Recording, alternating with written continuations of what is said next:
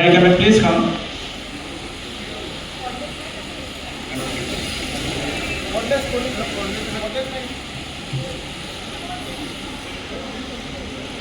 এয়া আপোনালোকৰ সন্মুখত মহৰ্ষি বিদ্যা মন্দিৰ নলবাৰীৰ হস্তলিখিত যোনখন তেওঁলোকৰ আলোচনী সেইখন আমি মুকলি কৰিবলৈ ওলাইছোঁ।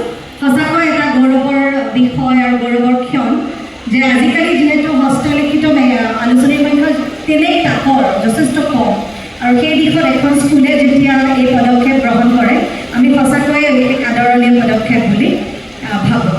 গতিকে মই যিসকল ব্যক্তি ইয়াৰ লগত জড়িত হৈ আছে বা ছাত্ৰ ছাত্ৰী জড়িত হৈ আছে সকলোকে মই আন্তৰিক অভিনন্দন জ্ঞাপন কৰিছোঁ যে তেওঁলোকে এক সুন্দৰ প্ৰচেষ্টাক এটা ধুনীয়া ৰূপ দি আপোনালোকৰ সন্মুখত দাঙি ধৰিছে।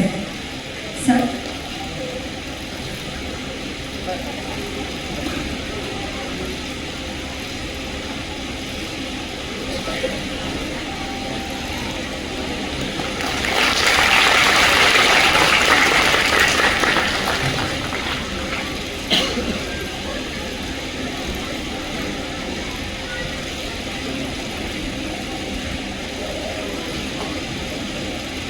স্যাৰ ওলাই দিয়ক।